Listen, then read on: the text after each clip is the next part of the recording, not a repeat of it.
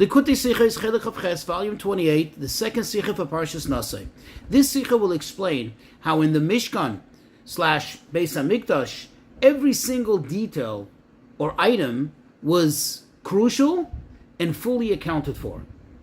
In other words, served a particular purpose, and how this relates to our lives. So as an introduction, just to be more familiar with the concepts that will be discussed in the Sicha, when Moshe Rabbeinu instructed Bnei Yisrael regarding the Trumas HaMishkan, all the donations which they were encouraged to give to the Beis Hamikdash, so the Nesim, that's the leaders of the 12 tribes, didn't immediately respond. They didn't immediately bring any donations. Rather, they said, let's see what everybody else brings, and whatever is going to be missing, in other words, whatever they're going to be lacking, we're going to fill that void.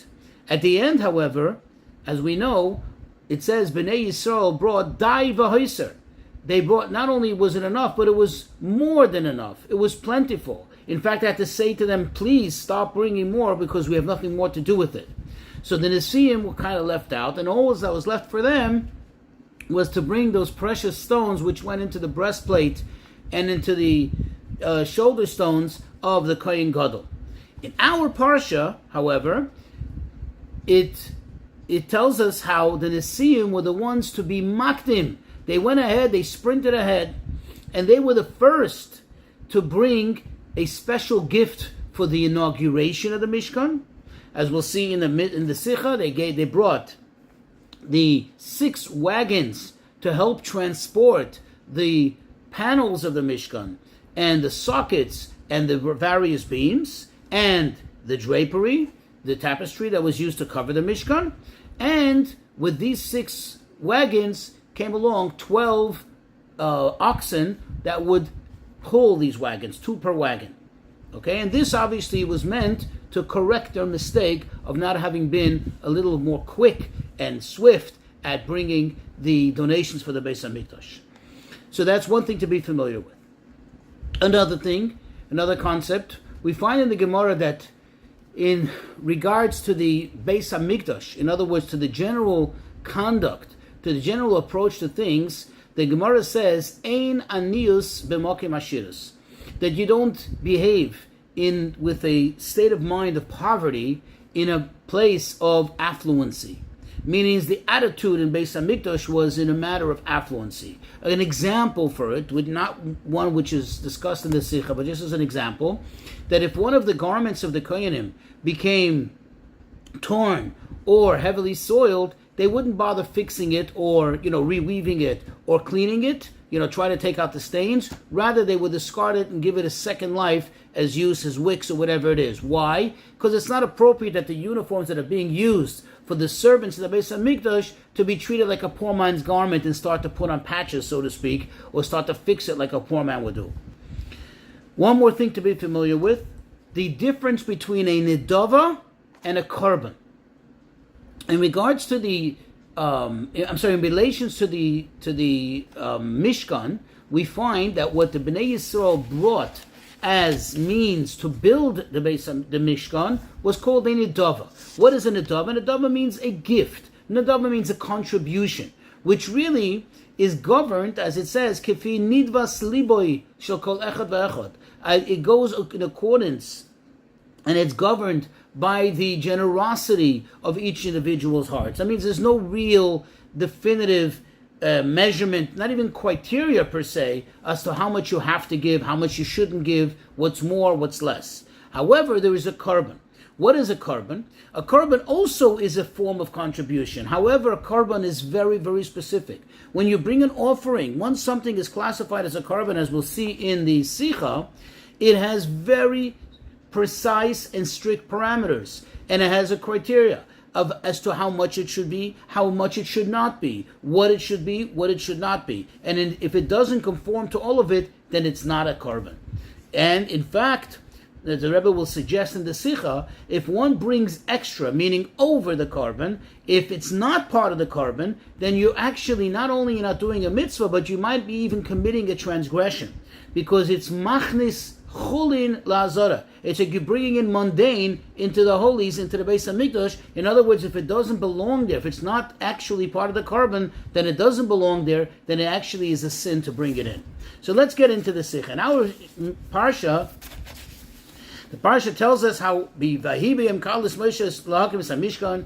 day when Moshe completed to erect the Mishkan, this was the final day, the inauguration of the Mishkan, so the leaders of the tribes of Israel, Vayakrivu, they brought forth, or they themselves came close, and they brought Vayaviu es korbanon. Notice this word. They brought their korban before Hashem. What was it? 6 covered wagons and 12 oxen to pull the wagons. And then the Torah tells us, Agola al shnei hayasim. Each wagon was for 2 leaders. That means each Nasi essentially offered, gifted only a half a wagon. Together, you can't give a half a wagon, so together each two of them brought an entire wagon. So the Rebbe says the whole thing doesn't make sense. We know that when it came to the gifts that they gave to the Mishkan in general, it says that the Yidden gave it with their entire heart. They gave it in abundance, as it says, Dai v'hoiser, even more than they needed. And why here, the Nesiim, when they gave their gift, they gave it with such accuracy, with such precision, such exactness, not more, not less. Why so little? Why 6 wagons? Moreover, the whole reason why they went ahead, they jumped ahead now, and gave this offering was to correct their mistake that they made initially by not having contributed, not having been so quick to contribute early on when the contributions were given to the Mishkan. So how is this a way to correct their past mistake by being so frugal, or what seems to be being frugal? To add to the question, what was the whole purpose of these wagons? What was done with these wagons? They carried the boards of the Mishkan. And therefore, it had to be divided up very, very precisely, as the Torah tells us. 2 wagons went to the family of Gershon, because they carried the tapestries and they carried certain other objects like the sockets and so on. And then the 4 wagons went to the children of Merari. They carried the boards, the walls of the Mishkan. Now in the Gemara goes into lengthy detail, a whole lengthy discussion as to exactly how it was divided up, how they piled up the boards. That the Gemara makes an in other words, a precise calculation of the space that was available and how much each wagon can carry, to the point that the Gemara says that it was so precise that they would pile up the boards in such a manner, because there was only a certain amount of wagons, there was only 4 for the Bnei Merari, for the children of Merari. And therefore the Gemara concludes, a Levi, if not more than one Levi, had to actually walk alongside the wagons. It wasn't like you put it in a tractor trailer on a flatbed, you tie it down, and the driver gets into the cab and just drives off and doesn't have to look back until he arrives at his destination. Here they had to actually walk alongside it, and it was so crucial to make sure that it didn't move, it didn't shift. And if it would shift, then they would have to stop everything and climb up, squeeze themselves in, and straighten it out. If not, the whole thing would topple. So, in other words, to keep it stable, they had to actually follow along. The Leviim didn't just, pile it up onto the wagons and forget about it until they reached the final destination. But they had to actually walk alongside it. And the question is, it would seem that this type of approach is almost like behaving with a poor man's mindset in a place of affluency. As we said, there's ein aniyus v'malkim ashiros. Now, in the answer, to begin to understand, to process through the answer, in Sifri, and likewise in the Medrash, these are 2 types of Medrashim, we learn out from the pasuk where Hashem says to Moshe, Kach me'itom. Hashem said to Moshe, take from them, take the wagons, take this gift from the Nesiim. From there we learn that initially Moshe did not want to accept it. And Hashem said to them, to Moshe, Kach me'itom, take from them. In other words, they had an idea that is consistent with my idea. In other words, they imagined this idea. They decided to do this but really what their thinking was parallel to my thinking. And if this, according to this, it comes out that whatever they came up with, in other words, the number of wagons they came up with is consistent with Hashem's desire, with Hashem's will. Now, but of course, like everything else, it cannot be that it was just like almost like a choik, like a statute. This is what Hashem wants, 6, and for no reason. There has to be a reason. Even if this is consistent with Hashem's will, Hashem wants things for a certain reason. What could be the reason behind it? Why precisely 6? Why not more? Why just have more wagons and fill it up in a very pleasant and broad manner, in a way that the Leviim don't have to work hard while it's traveling and not worry about it toppling and so on and so forth. Moreover, if you think about it, the fact that they first thought about it, before they came to find out that it's Hashem's thinking, that really they came up with Hashem's idea, so to speak. So they obviously had a rational reason. They had a logic behind coming up with this number. What would be their logic? What would be their rationale to come up with this precise number of 6 wagons and therefore only 12 oxen, 2 per wagon, not more, not less? We need to understand what this precision is all about, because on the surface it seems to be just plain outright frugality. To such an extent, as we see that it was so precise, like I said before, that the Gemara makes that whole calculation as to how these boards were piled up exactly, precisely how much space they took up, and where there was space for a Levi to climb into if he needed to straighten them out. What is the reason for this? Why? To understand this, says the Rebbe, we'll preface by presenting a distinct difference between the way the Sifri versus the Medrash present the story here. In the Sifri, it says as follows. Follow these words. What exactly did the Nesiim, did the leaders see? In other words, what caused them to give this destination immediately at the beginning versus what happened when it came to the donations of the Mishkan? So note over here, how does the Sifri present what the leaders gave? It presents it as a donation, as a contribution, versus the Medrash that uses the following words. Why did the Nesiim have this haste to come and to be makriv? Makriv means like a korban, to offer in the beginning, before anyone else. And when it came to the contributions to the Mishkan, they seemed to be a little lazy and they didn't bring right away.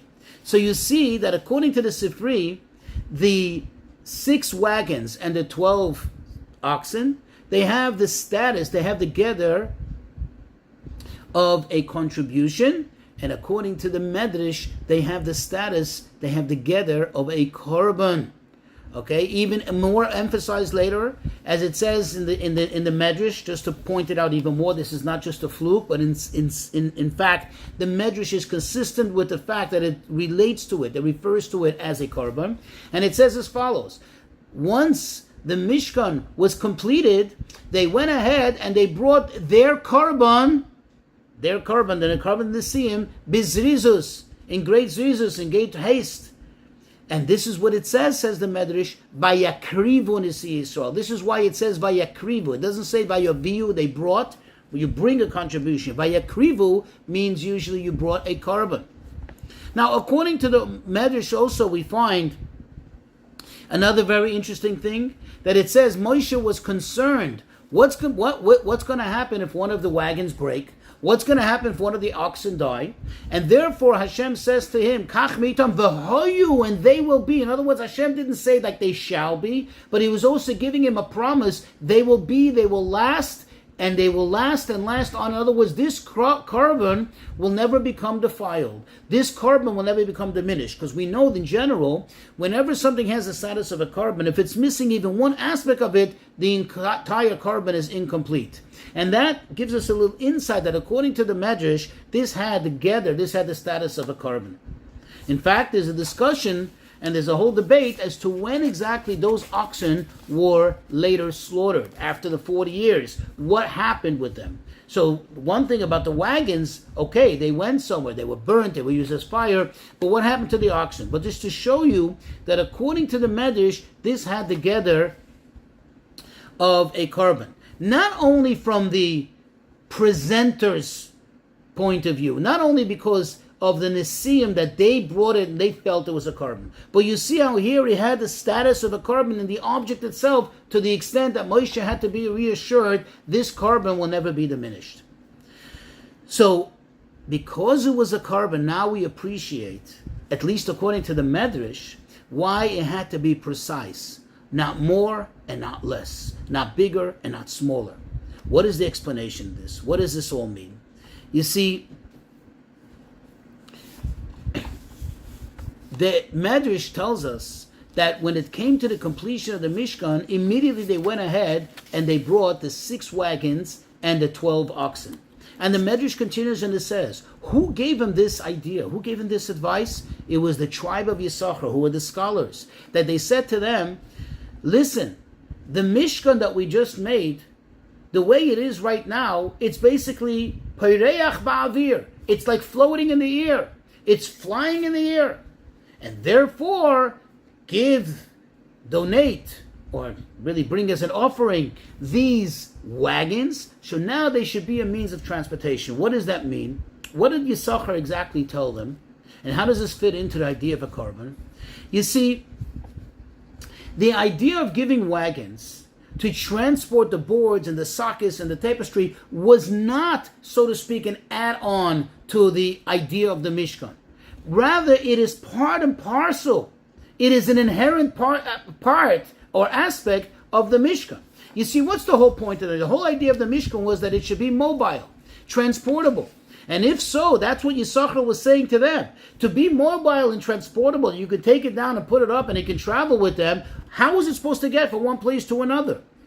Even though there wasn't a precise directive from Hashem, but Yisachar says to them, you understand that inherently in the building of the Mishkan has to come with it vehicles with which to transport it. Otherwise, it's going to be flying in the air. Is that what you expect, all the boards to float in the air? And therefore, giving these wagons is like part of making the Mishkan.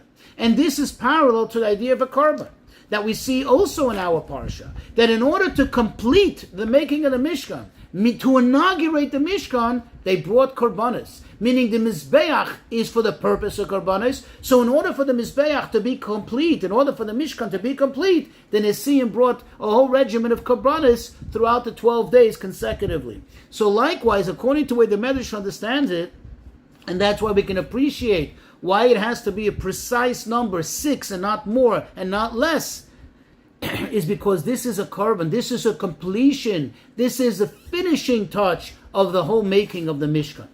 And that's why it has the obvious exact amount. Because if they would bring a little more, remember what we said in the introduction, bringing more to adding more to a carbon is not only not a virtue, but it can actually be a problem. Because you are now bringing into the holies, you're bringing into the Azara Cholin, you bring something that doesn't belong there. If it's not part of the carbon, it doesn't belong there. And that's how they knew that it has to be exact. That everything has to be utilized to its ultimate capacity. And even the oxen, only 2. Because they met the way they were able to calculate it, distributing the weight between the ability of each ox individually and both of them together collectively, they figured how those 2 oxen are able to carry that amount of weight, not more and not less. Now, this all explains it according to the Medrash. But now we need to understand according to the Sifri, and even according to where Rashi brings it, that since they had the status of a contribution, then how will we explain? Why did it have to be so precise, or what appears to be so frugal, so exact? The answer is, what was this used for? Whom was this allocated to? Hashem said, give this to the Leviim. As we said, the family of Gershon, the family of Merari, right? And depending on how big their job was and how great the capacity was, they received more wagons, 4 versus 2. Now, the job of the Leviim is Lasei Ses HaMishkan, The job of their task is to carry the mishkan. So when Hashem said, take the wagons and give it to the Levim, it wasn't Hashem's intention, chas v'shalom, to take away their purpose, to remove the Levim's purpose and contribution to the Mishkan. Rather, it was his intention to lighten the load on them. Instead of them having to carry the boards on their back, like Bnei Kahas carry the kalim of the Mishkan, now Hashem says we have an assistance for them. We have something to help them in the transportation of all these items. However, not to totally alleviate them from this, that they just load up the wagons and it just happens on its own. Because in that case, from one station to another station, the Leviim are out of work. The Leviim are out of service of the Mishkan. And we know that their service is to serve the Mishkan.